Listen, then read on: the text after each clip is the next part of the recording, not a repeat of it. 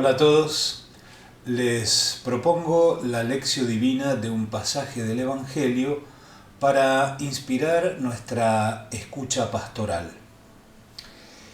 Tomando impulso de las palabras del Señor que encontramos en el Evangelio según San Mateo, capítulo 7, versículo 7, pidan y se les dará, busquen y encontrarán, llamen y se les abrirá, e inspirándonos también en la enseñanza de los grandes maestros espirituales que han practicado y enseñado la lección divina, el ritmo, la dinámica de esta preciosa forma de oración la podemos expresar de la siguiente manera.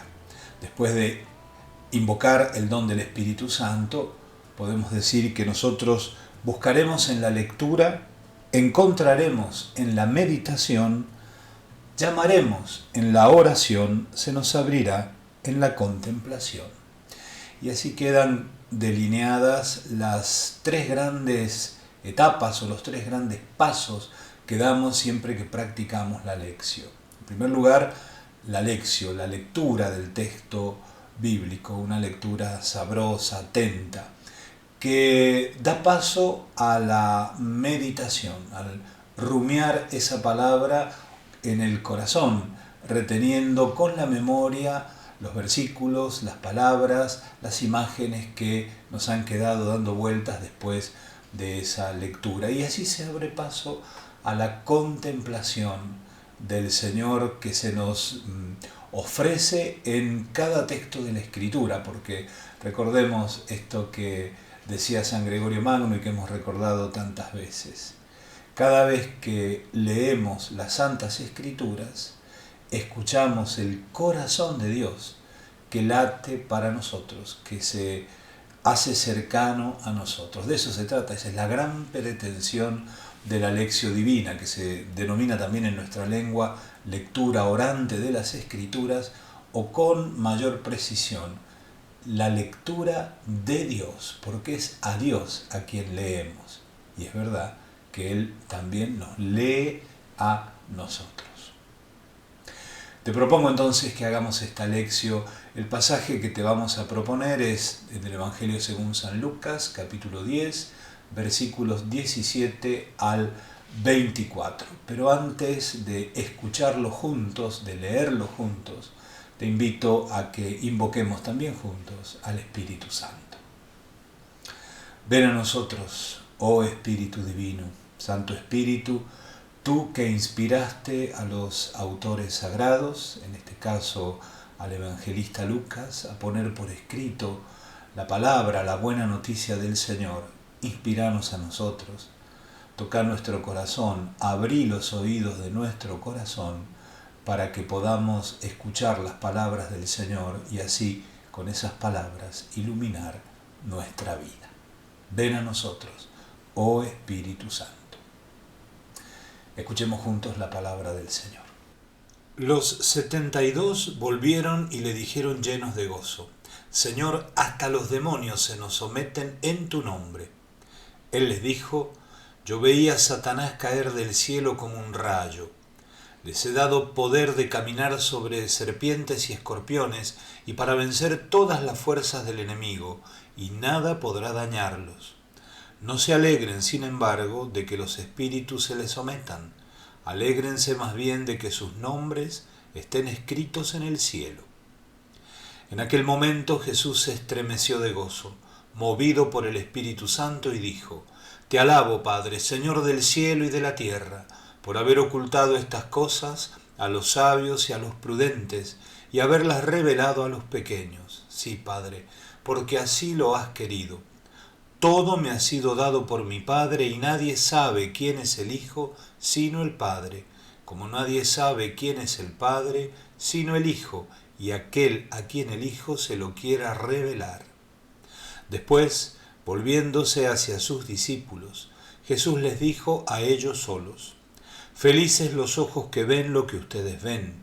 Les aseguro que muchos profetas y reyes quisieron ver lo que ustedes ven y no lo vieron, oír lo que ustedes oyen y no lo oyeron.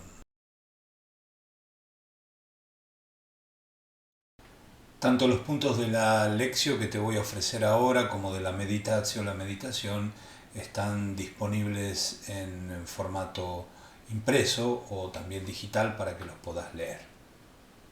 Vamos entonces con los primeros puntos, una lectura destacando algunos aspectos del texto que acabamos de escuchar juntos. El contexto de esta página del Evangelio es misionero. Los 72 discípulos vuelven de la misión que Jesús les había encomendado. Es su primera experiencia evangelizadora. Están aprendiendo.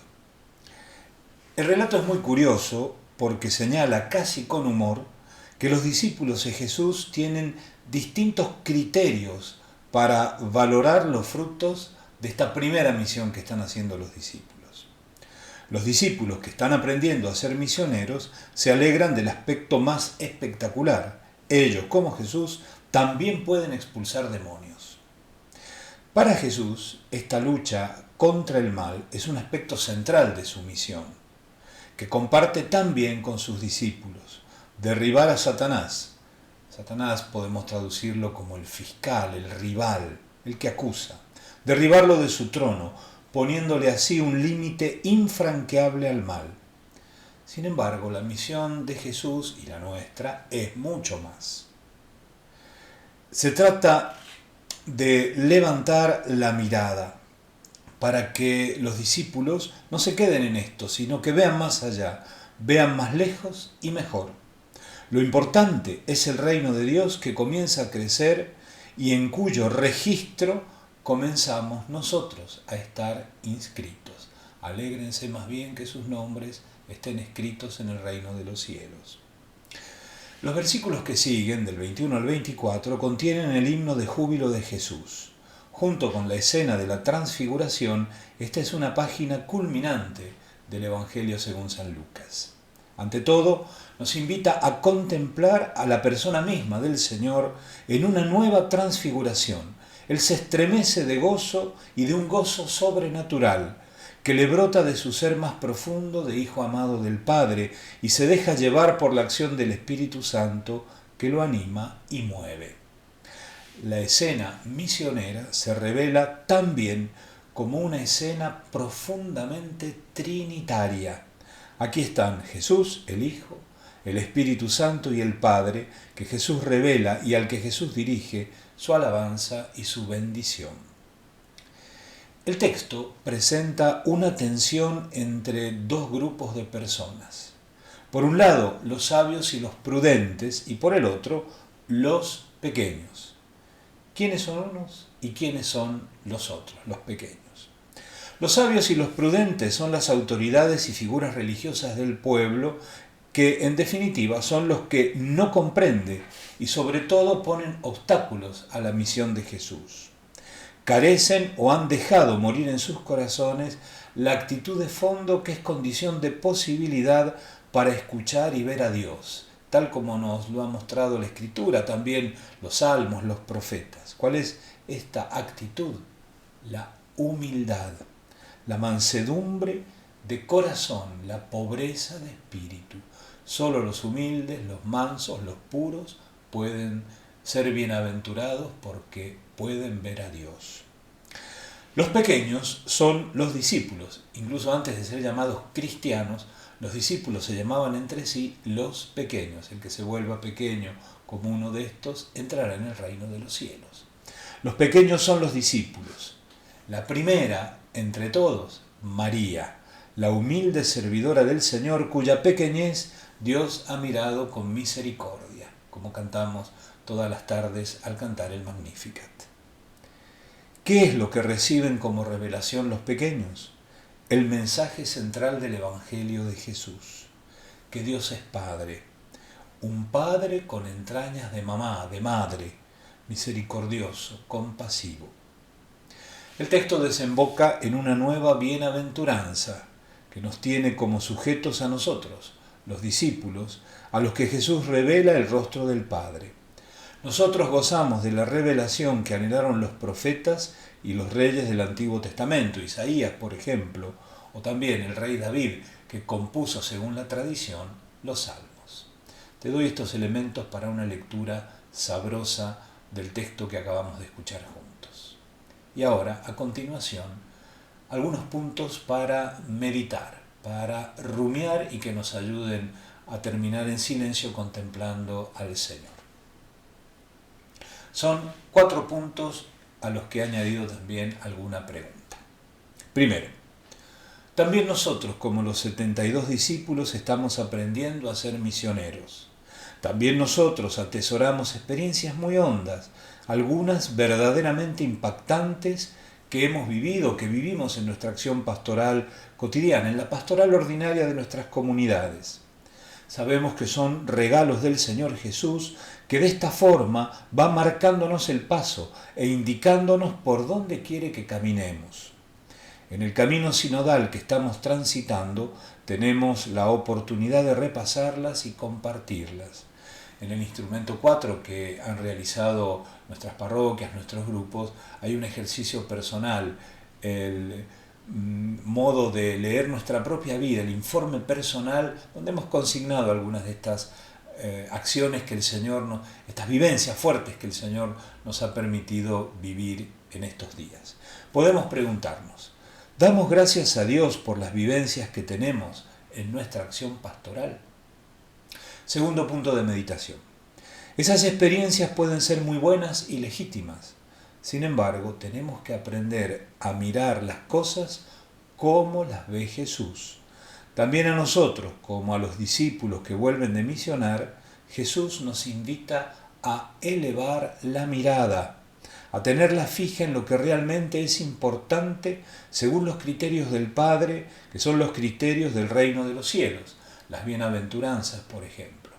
Jesús siempre nos invita a mirar más allá, amplía nuestro horizonte, nos invita a convertirnos para que veamos las cosas como Él mismo las ve. Podemos preguntarnos entonces aquí, ¿hacia dónde el Señor nos está invitando a levantar la mirada en la acción evangelizadora de nuestra comunidad o de nuestro grupo? Tercer punto de meditación. Jesús es el que ha venido a ponerle un límite definitivo e infranqueable al mal y al malo. Siempre la misión evangelizadora se encontrará con este aspecto insoslayable, con la fuerza del Espíritu de Jesús, confrontar todo el mal que anida en el corazón del hombre y en el mundo, también dentro de la comunidad cristiana que no es inmune a la tentación y a la seducción del mal en sus diversas formas. No es inmune a las divisiones, al personalismo, a la mezquindad, a la corrupción, a los abusos de poder y un largo etcétera. Es una lucha nunca acabada. Atención, cuando pretendemos erradicar de forma absoluta el mal de nosotros y de nuestras comunidades, no es extraño que terminemos exacerbando y empeorando las cosas. Dios es paciente en la lucha nunca acabada contra toda forma de mal. Nos podemos preguntar entonces, ¿cómo vivimos la experiencia fuerte de descubrir que el mal con sus diversos rostros también está presente en nosotros y en nuestra comunidad eclesial? Punto 4. Miremos ahora a Jesús, que lleno del Espíritu Santo y de alegría, alaba al Padre porque el Evangelio es revelado a los pequeños y no a los soberbios. Que María nos ayude en esta contemplación y meditación. Jesús ha escuchado a sus discípulos que vuelven de la misión y ha sabido leer en profundidad lo que ellos le cuentan y lo que han vivido. Jesús, como nos dice San Juan, sabe bien lo que hay en el interior de cada hombre. Por eso sabe leer nuestros corazones. Pregunta. ¿Tenemos espacios personales y comunitarios para dejar a Jesús que sea Él quien lea en nosotros lo que vivimos y hacemos? 5. La revelación que Jesús nos trae, Dios es Padre y Él es su Hijo único, solo puede ser recibida por los pequeños, los que se convierten en sus discípulos.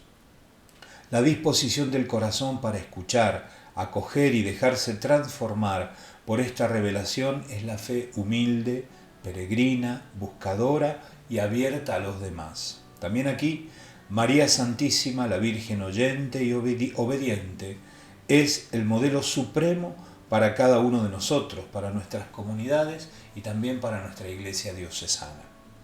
Para saber escuchar a nuestros hermanos y hermanas, también especialmente los que viven y luchan fuera del espacio visible de nuestras comunidades cristianas, necesitamos cultivar estas virtudes, necesitamos afinar nuestra humilde capacidad de escucha. De lo que se trata es de escuchar la voz del Espíritu Santo, que se expresa en múltiples voces, también desde los más alejados y excluidos.